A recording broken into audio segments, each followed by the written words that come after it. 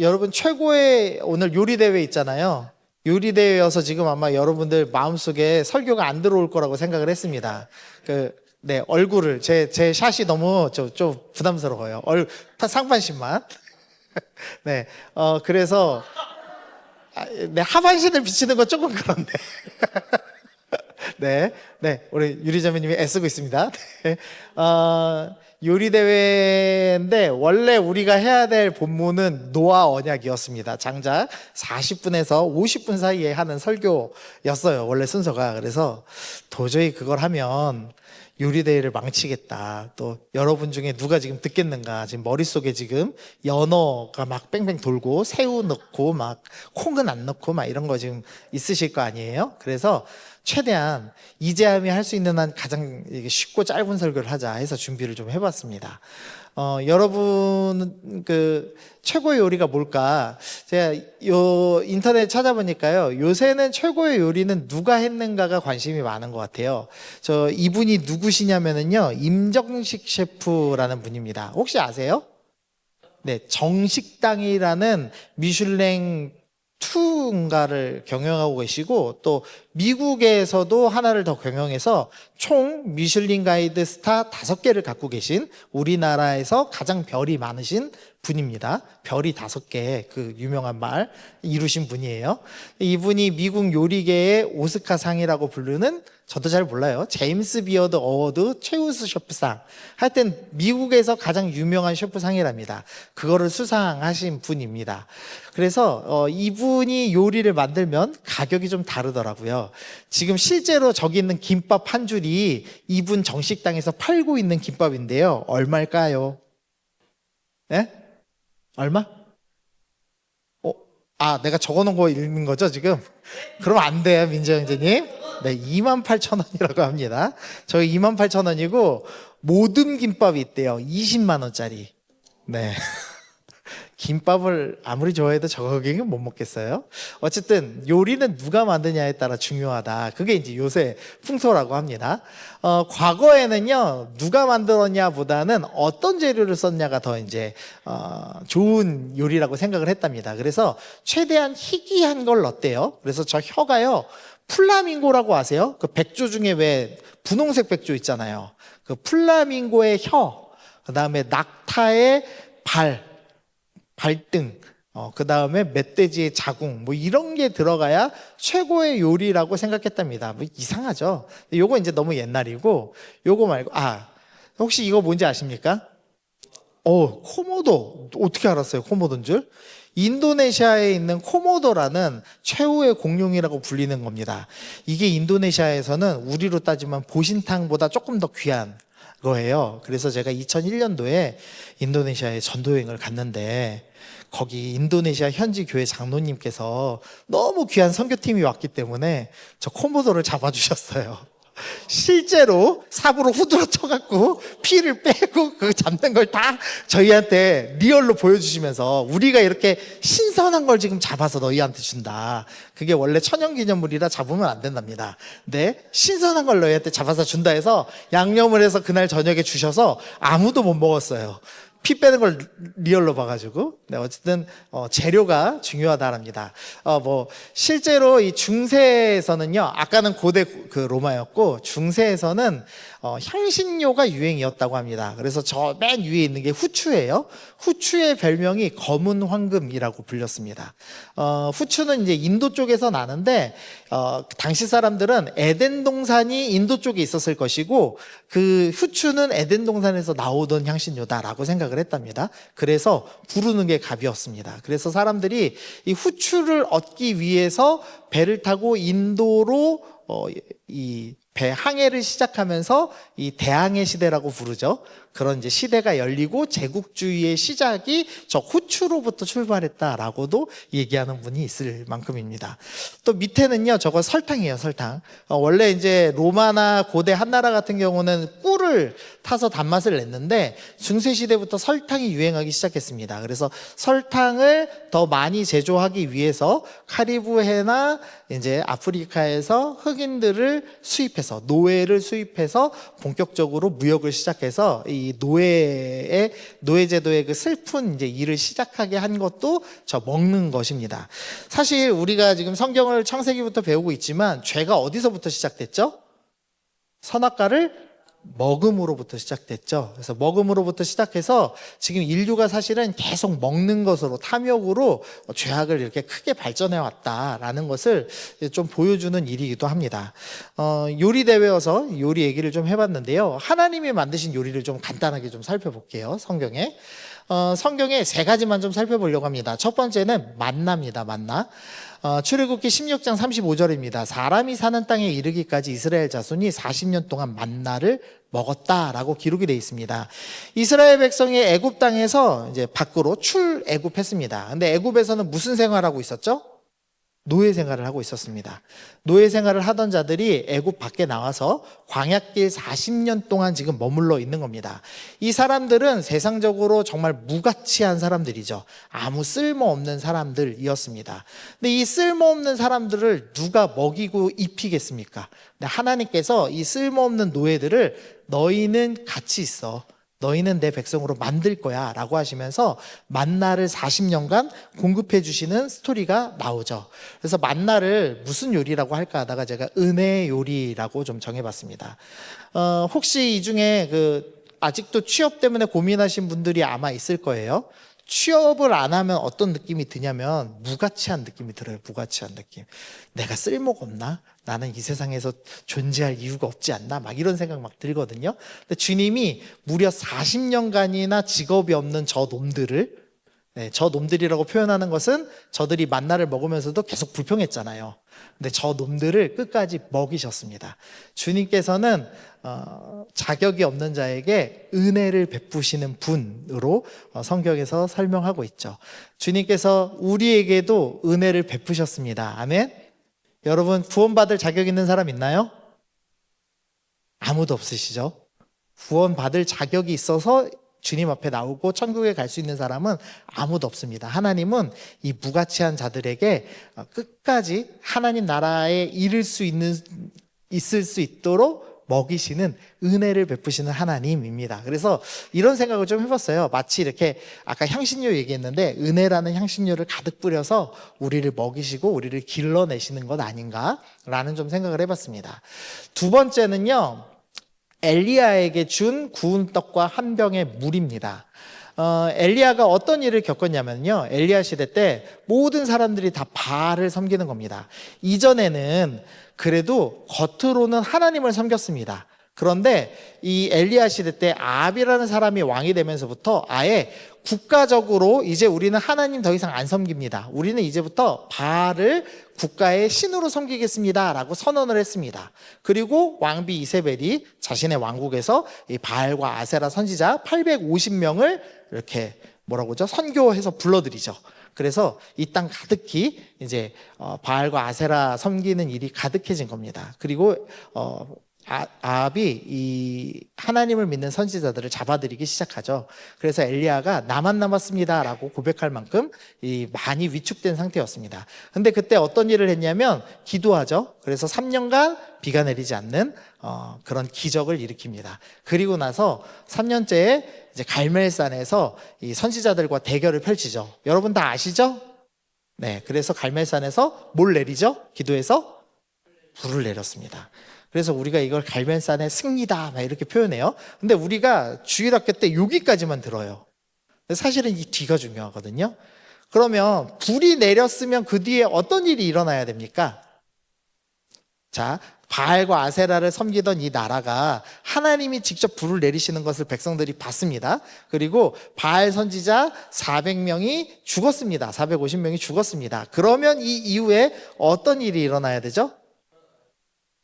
그렇죠. 여호와께 돌아가자라는 운동이 일어나야 됩니다. 백성들 사이에서 불 내린 신이 바로 하나님이야, 우리 하나님께 돌아가자, 이런 일이 일어나야 됩니다. 그리고 아합 왕이 그 광경을 보고 돌아갔기 때문에 하나님을 믿어서 회개하든지, 회개는 안 할지어도 조금은 위축된 모습을 보여주든지 해야 됩니다. 그런데 이제 무슨 일이 일어나냐면 그 사건이 일어나자마자 이세벨이 사신을 보냅니다. 엘리야한테. 내일 네가 죽지 않으면 내가 내가 확실히 너를 죽이겠다 이렇게 선언하는 구절이 나와요. 그러니까 엘리야가 야, 백성들은 아무 일도 안 하고 오히려 정치권에서는 더 날 죽이겠다고 난리네. 내가 한 일이 아무 소용없구나라는 것을 이제 알게 된 겁니다. 그래서 완전히 낙심했습니다.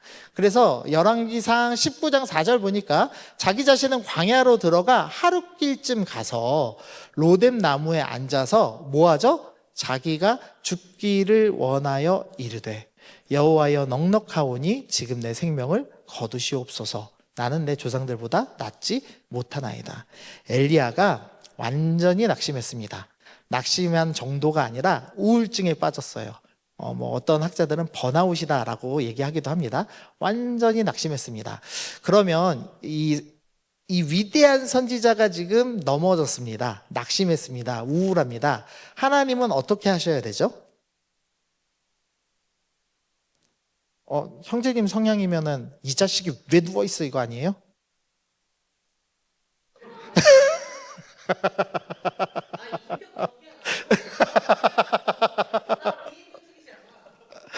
네. 네. 그냥 하나님께서 이 엘리야는 우리랑 좀 레벨이 틀려요. 맞잖아요. 우리는 평신도고, 물론 나는 평신도는 아니지만요. 그래도 제가 엘리야급은 아니잖아요. 제가 쪼렙이니까 저는. 엘리야는 역사상 가장 레벨이 높은 목사님이잖아요. 아시죠? 모세와 엘리야와 예수님이 변화산에서 같이 그 회의하셨던 거 아시죠? 예수님하고 회의하는 정도의 급의 사람입니다. 그러니까 하나님이 너 왜 이러고 있어? 이렇게 하실 것 같은데 하나님이 그런 말씀 안 하세요. 어떻게 하시냐면 5절 보세요. 로뎀나무 아래에 누워 자더니 천사가 그를 어루만지매. 그냥 깨우지 않습니다. 어루만져 깨웁니다. 그리고 일어나서 먹으라 라고 하는데 본즉 머리맡에 숯불에 구운 떡과 한 병 물이 있더라. 주님께서 따뜻하게 구운 떡과 물 한 병을 주시면서 이 낙심한 자를 회복시키시는 스토리가 나오고 있습니다. 하나님께서 우리를 향하여 낙심하고 우울증에 걸리고 번아웃된 우리를 향해서 책망하시지 않습니다. 주님께서는 회복시켜 주시는 하나님이십니다. 여러분 그런 하나님을 믿으십니까? 아멘. 경험 못 해보셨어요? 우리 좀 약하게 해야 될 것 같아요, 형제님. 경험 못 해봤대. 우리가 너무 세. 자, 마지막 세 번째입니다. 용서의 요리입니다. 시몬 베드로 스토리가 나오는데요. 이때가 이제 어떤 때냐면은요. 베드로가 예수님 잡히시는 날 어떤 일을 했죠? 용감하게 대제사장 집에 쫓아갔습니다. 혹시나 스승님을 구출할 수 있을까? 구출은 못하더라도 스승님의 최후라도 보려고 아마 갔던 것 같아요. 그래서 예수님을 딱 쫓아갔습니다. 그랬는데 거기서 이제 종들하고 함께 불을 쬐고 있죠. 근데 뭐라고 그러죠? 너 보니까 너 예수님 쫓아다니는 놈 맞네? 이렇게 이제 사람들이 얘기하기 시작합니다. 그래서 어떻게 하죠? 3번 부인했습니다. 예수님을 배신했어요. 근데 그리고 났는데 예수님이 십자가에 달려 분명히 죽으셨는데 3일 만에 부활하신 겁니다. 그래서 첫 번째는 일단은 무덤에 쫓아갔습니다. 그래서 봤습니다. 주님 부활하신 걸. 두 번째는 이제 예수님께서 찾아오셨어요. 제자들 다 있는 데서. 그래서 두 번째 만났습니다. 근데 베드로가 2번 만나고 만났는데 예수님이 나의 좋은 스승이라고 생각할 때는 정말 열심히 따랐는데 이분을 배신하고 나서 이분이 다시 부활한 걸 보는데 마음이 안 좋은 거예요. 왜? 배신했으니까. 무슨 염치로 주님을 봐요. 저분이 진짜 참 신이었는데 내가 그것도 몰라보고 수제자라고 얘기하면서 나는 절대 주님 부인하지 않습니다. 이렇게 큰 소리만 떵떵 쳐놓고 지키질 못했잖아요. 그래서 마음이 점점 불편해졌습니다. 그래서 2번째 만나고 나서 무슨 얘기를 하냐? 시몬 베드로가 제자들한테 얘기합니다. 나는 물고기 잡으러 가노라. 도저히 예수님 못 만나겠는 거예요. 부끄러워서.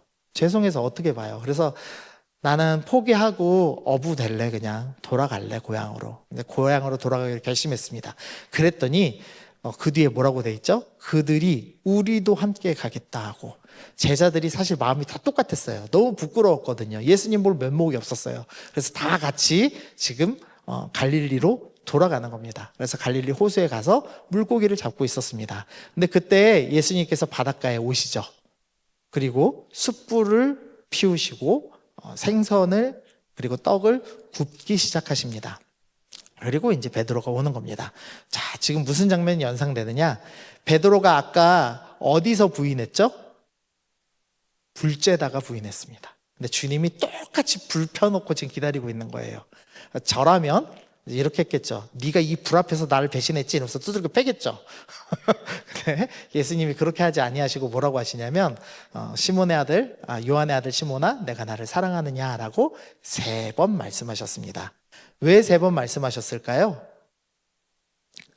네, 3번 부인했기 때문에. 그래서 네가 3번 부인했지만 3번 나에게 사랑 고백함으로써 너의 죄를 씻는다라고 용서해 주시는 스토리가 나오고 있습니다. 그래서 예수님이 지금 행하신 요리는 용서의 요리다라고 제목을 좀 정해봤습니다. 주님께서 우리를 향해서 회복시키시고요, 은혜를 베푸시고요, 용서해 주시는 그 용서의 향신료를 부어서 우리를 먹이셔서 우리를 자녀 삼으시는 분이라고 성경이 이야기하고 있는 겁니다. 제가 왜 이런 먹는 얘기를 하냐? 성경에 보면 예수님의 사명선언문이라고 부르는 말씀이 있습니다. 우리 마가복음 10장 45절 읽어보겠습니다. 시작. 인자가 온 것은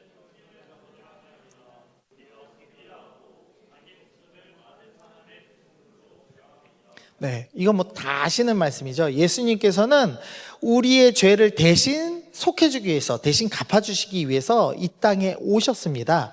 근데 그러면 이 땅에 오신 목적은 알겠는데, 날 구원하게 주시기 위해서 온 건 알겠는데, 구원하시기 위해서 실제로 어떤 방법을 쓰셨는가? 그 방법은 뭐였냐? 누가복음 7장에 보니까 인자는 와서 먹고 마셨다라고 합니다. 세례 요한은 제자들 데리고 금식하고 세례를 베푸는데 예수라는 이분은 오셔서 죄인들하고 먹고 마셔, 이렇게 사람들이 생각했습니다. 예수님이 우리를 구원하는 사명을 이루시기 위해서 사용하신 방법이 뭐냐? 먹고 마시는 것이었습니다.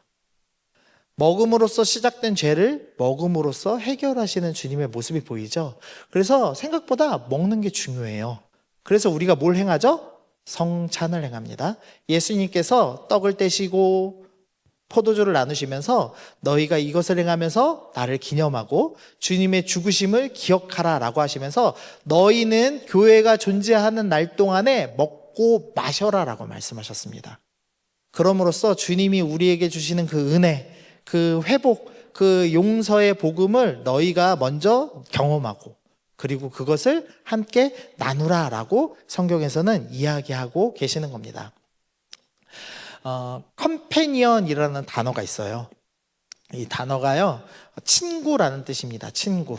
근데 이게요, 라틴어 2개가 이제 합친 단어래요. 쿰, 함께라고 하는 의미의 라틴어 쿰과 파니스라고 하는 빵이라는 의미의 라틴어 2개가 합쳐져서 컴패니언, 친구라는 뜻이 되었습니다. 그래서 친구는 어떤 존재냐? 함께 식사하는 존재다라고 이야기합니다. 주님께서 우리를 친구 삼으시죠. 너 나랑 같이 식사해, 같이 밥 먹어, 너 나랑 함께해 라고 말씀하시면서 우리를 식탁의 자리로 초대하시고 우리를 영원한 잔치 자리로 초대하시는 분이라고 이야기하십니다. 우리는 그래서 예수님과 함께 먹고 누리는 사람이죠. 그리고 거기서 그치면 안 되고 우리가 어떻게 해야 되죠? 이제는 우리도 그 식탁을 베푸는 사람이 되어야 합니다. 그래서 오늘 제가 이 말씀을 정했어요. 3계명을 너희에게 주노니 서로 사랑하라. 너희가 서로 사랑하면 이로써 모든 사람이 너희가 내 제자인 줄 알리라. 우리가 먹음으로 구원받았으면 이제 우리도 먹임으로써 복음을 전하는 사명을 가져야 합니다. 그래서 제가 마지막 문구를 좀 적어놨어요. 읽어볼게요.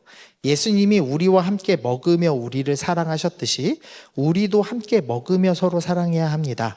세상에서는 절대 구할 수 없는 향신료, 은혜, 회복, 용서를 가득 부어 영혼을 살리는 요리를 기꺼이 내어주는 컴패니언이 되십시오 라고 적용을 좀 해봤습니다.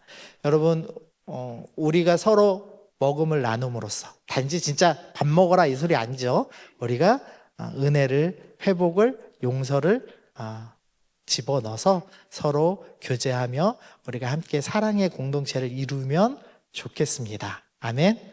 그리고 그 사랑을 세상 속에 나누시면 좋겠습니다. 우리 찬양 하나 준비했는데요.